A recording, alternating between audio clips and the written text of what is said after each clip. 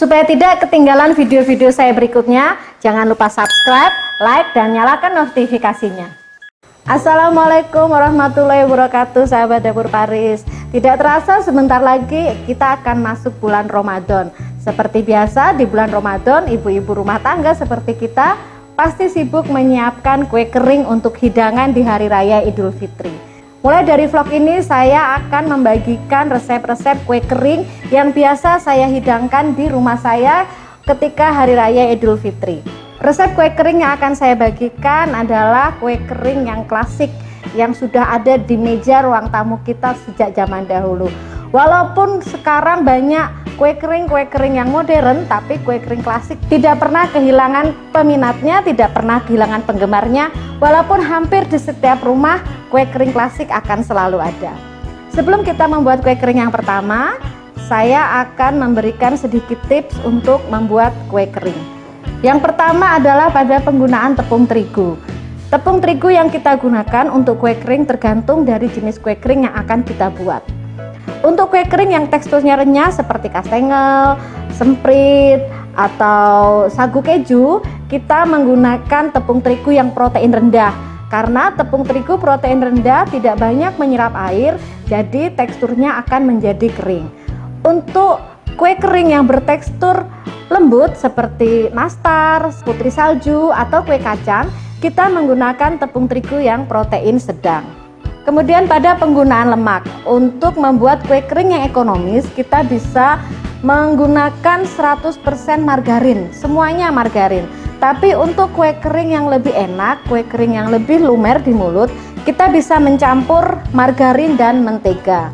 Titik leleh mentega memang sangat rendah, jadi sedikit tips dari saya, sebelum digunakan mentega kita potong dadu, kita masukkan ke dalam kulkas, ke dalam chiller, kemudian kita kocok dalam kondisi masih dingin seperti ini. Cukup kita masukkan ke chiller, kocok dalam kondisi dingin, itu akan membuat mentega menjadi cenderung lebih stabil. Kemudian untuk penggunaan mentega, kalau saya seandainya kita menggunakan mentega yang kualitasnya bagus, yang 1/4 kilonya saja ratusan ribu itu ya, mungkin sahabat Dapur Paris sudah tahu maksud saya. Jangan dicampur dengan margarin yang aromanya juga kuat, karena aroma harum dari mentega yang kita gunakan akan kalah dengan margarin yang aromanya sangat kuat. Kemudian mentega, saya menggunakan mentega yang tawar atau unsalted butter karena aromanya lebih kuat daripada mentega yang asin atau salted butter. Kali ini saya mau bikin kue kering kastengel. Ciri khas dari kastengel adalah kita menggunakan keju tua, keju edam. Kalau tidak ada keju edam, kita bisa menggunakan keju gouda. Keistimewaan dari keju edam yang kita gunakan, teksturnya renyah, jadi kue kering yang dihasilkan, kastengel yang dihasilkan juga akan renyah. Cuma kalau misalnya keju edam susah didapat atau harganya terlalu mahal untuk nanti kue keringnya kita jual, kita bisa menggunakan keju cheddar.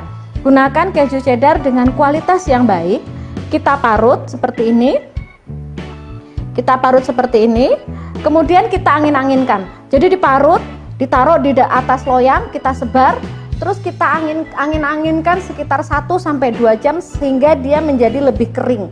Ketika dia sudah kering, maka teksturnya juga akan menjadi renyah seperti keju edam, walaupun rasanya memang tidak bisa seperti rasa keju edam. Keju cheddar yang sudah kita angin-anginkan bisa digunakan untuk campuran di dalam adonan dan untuk taburannya. Sekarang kita akan mulai membuat kastengelnya, dan bahan-bahan yang saya gunakan adalah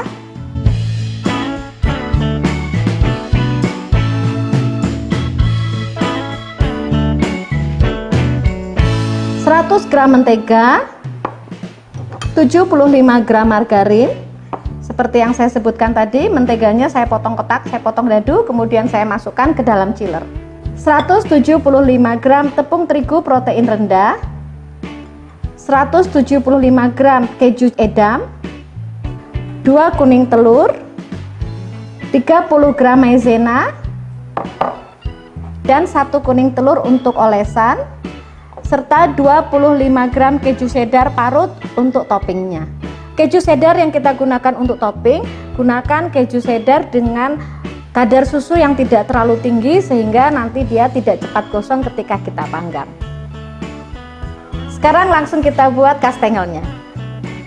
Kita masukkan mentega dan margarin. Agar kue keringnya tidak melebar pada saat dipanggang, jangan mengoncok mentega terlalu lama. Cukup sampai menteganya menjadi creamy, kurang lebih sekitar 1 menit aja.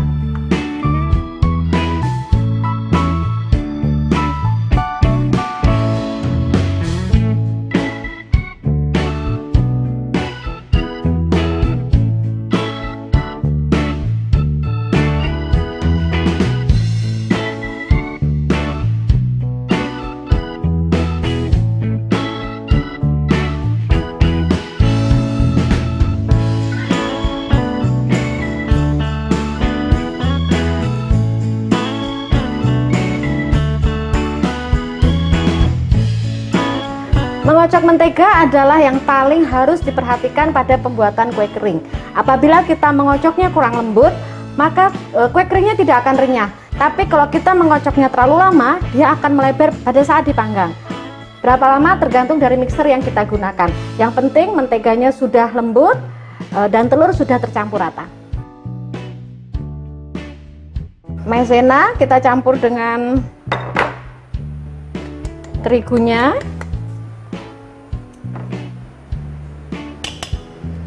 Kita ayak supaya nanti kita tidak terlalu lama mengaduk adonannya.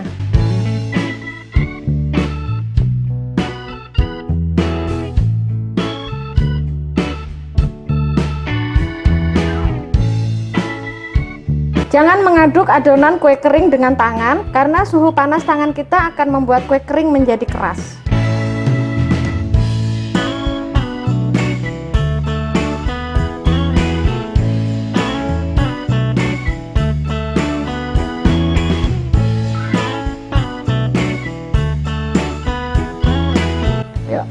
Menggumpal seperti ini, kita masukkan keju edamnya.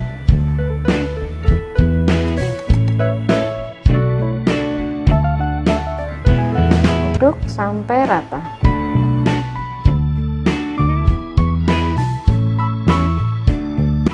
Yuk, saya ganti spatula dulu ya biar lebih gampang. Kita bisa pakai spatula silikon atau spatula kayu seperti ini.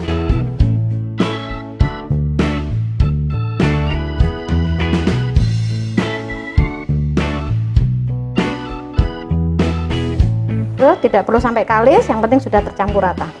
Adonan sudah jadi, sudah siap kita bentuk. Loyang untuk memanggang kue kering adalah loyang yang seperti ini. Jadi loyangnya pendek.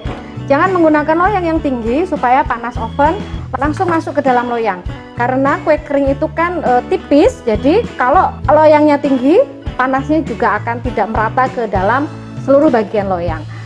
Kalau saya tidak mengoles loyang dengan margarin atau dengan olesan karena dalam bahan kue kering kita sudah menggunakan lemak, kita sudah menggunakan mentega dan margarin yang banyak. Kalau kita terlalu banyak olesan margarin, dia akan menjadi berbuih dan lebih cepat gosong. Sekarang kita mulai mencetak kastengelnya. Kasih sedikit taburan.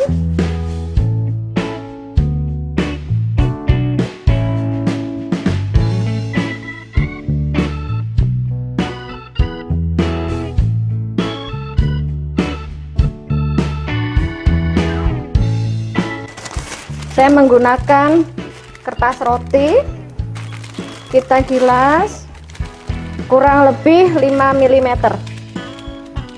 Jadi jangan terlalu tebal, tapi juga jangan terlalu tipis.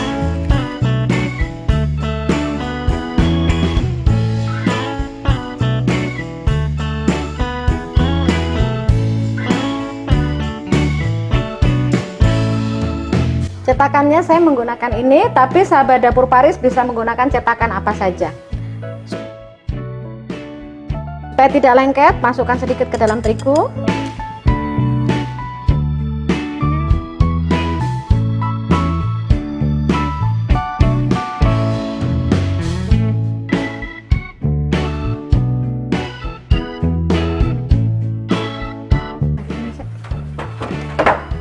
masukkan ke dalam loyang.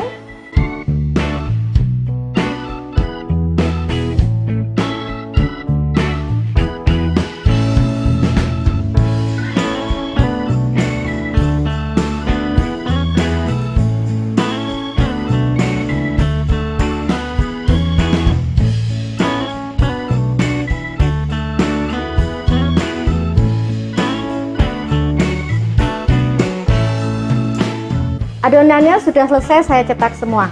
Kalau kita hanya punya sedikit loyang dan oven yang tidak terlalu besar, sehingga adonan tidak semuanya bisa dicetak langsung, kita bungkus ke dalam cling wrap, kita masukkan ke dalam chiller, ke dalam kulkas, sehingga kandungan mentega yang ada di dalam adonan tidak meleleh, sehingga adonan bisa menjadi berminyak. Kalau kita mau bikin kue kering dalam jumlah yang banyak, kita bisa bikin adonannya dulu, kita bungkus ke dalam plastik wrap, kita masukkan ke dalam kulkas, ke dalam chiller, baru kemudian kita cetak. Adonan kue kering yang ada di dalam chiller kurang lebih selama 3 hari masih bisa kita pakai. Jadi caranya kita keluarkan adonan yang ada di dalam chiller, kita biarkan dalam suhu ruang sehingga bisa dibentuk, lalu kemudian kita cetak. Adonan sudah kita cetak, sekarang kita beri permukaan kue kering dengan kuning telur. Gunakan kuas yang bulunya halus untuk memudahkan pekerjaan kita. Saya memang menggunakan kuas silikon, kuas dari bulu seperti ini, bukan dari bulu binatang, karena untuk menjaga kehalalannya.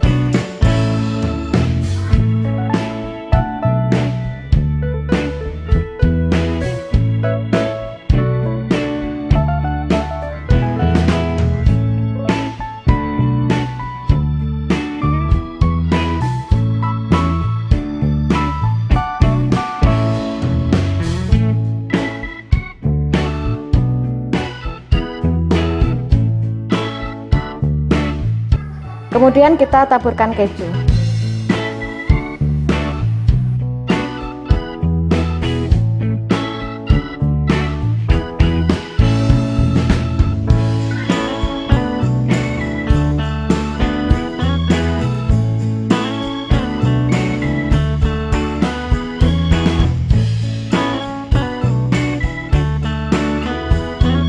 Sudah selesai, kita beri taburan keju, langsung kita panggang.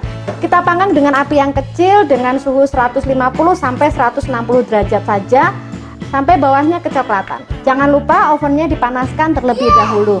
Untuk oven saya langsung menggunakan rak dua-duanya sekaligus. Hanya nanti kita tukar-tukar posisi untuk mencari tingkat kematangan untuk atas dan bawahnya kue kering.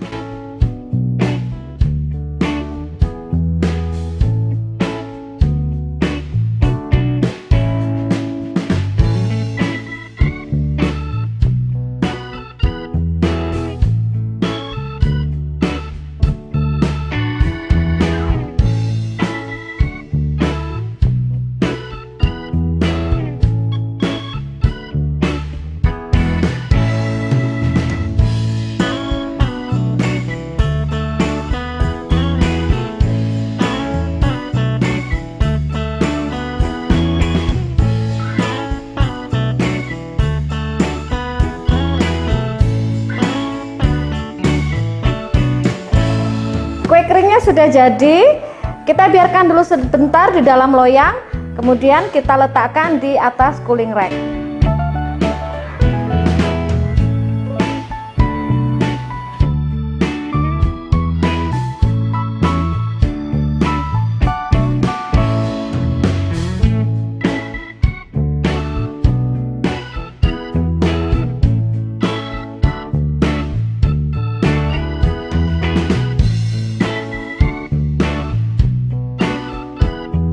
Ketika adonan keluar dari oven, kita biarkan dulu sebentar di dalam loyang karena kue kering yang baru matang dia cenderung lebih rapuh. Jadi kita biarkan sebentar di dalam loyang sampai hangat, baru kita pindahkan ke dalam cooling rack. Kita biarkan di cooling rack sampai betul-betul dingin, baru kita pindahkan ke dalam toples yang kedap.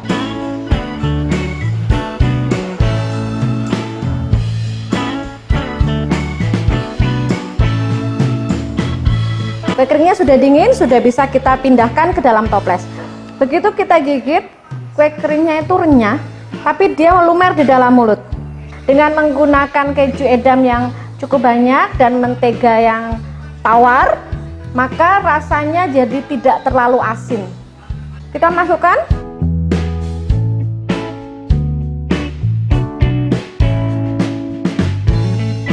Demikian kastengel kita kali ini.